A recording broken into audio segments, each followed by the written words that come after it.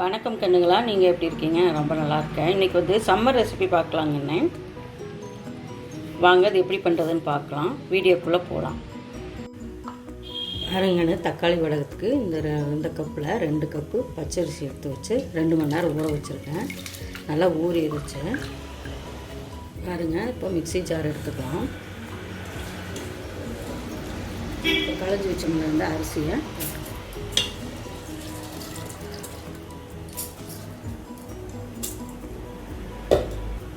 பாருங்க, ஒரு பெரிய வெங்காயம் பொடியாக இந்த மாதிரி அரைச்சிருக்கேன். இதையும் போட்டுக்கலாம். தக்காளி 2 தக்காளி அதையும் இவ்வளோ போட்டுக்கலாம். அடுத்தது காரத்துக்கு 3 வரமிளகாய், மணத்துக்கு கருவேப்பிலை போட்டு நல்லா நைஸாக அரைச்சிட்டு வந்துடலாம். பாருங்க, இந்த பக்குவத்துக்கு அரைச்சிக்கோங்க. நல்லா நைஸாக அரைச்சிக்கோங்க. இது கூட கொஞ்சம் தண்ணி கொஞ்சம் நிறைய ஊற்றிக்கலாம்.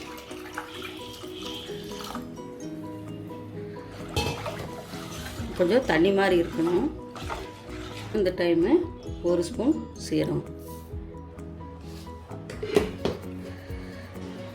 கொஞ்சோண்டு பொடி உப்பு, 2ஐயும் போட்டு நல்லா கலக்கிக்கலாம். இந்த பக்குவத்துக்கு இருக்கணுங்க.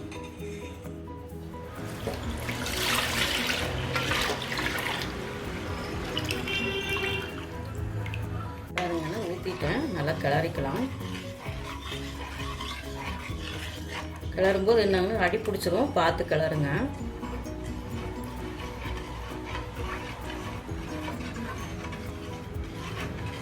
நல்லா கெட்டி ஆகணும். புளிகிற பக்கத்துக்கு வரணும்லங்க. பாருங்க, நல்லா கெட்டி ஆயிடுச்சு. இந்த ஸ்டேஜில் நம்ம அப்படியே ஸ்டவ் ஆஃப் பண்ணி கொஞ்ச நேரம் மூடி வச்சிடலாம், ஆறட்டும். பாருங்கண்ணே, இந்த மாதிரி புளியில் மாவு நிரப்பி புளிஞ்சிக்கலாம். பாருங்கண்ணே, எல்லா மாவையும் இப்படி புளிஞ்சு எடுத்துக்கலாம். ரெடியாக இருக்குன்னு வெங்காயம் போட்டு எடுத்துக்கலாம்.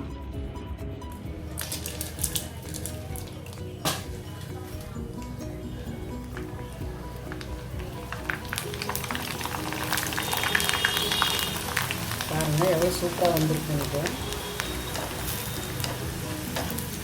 டேஸ்ட்டும் நல்லா இருக்குங்கண்ணே. எடுத்துடலாம்.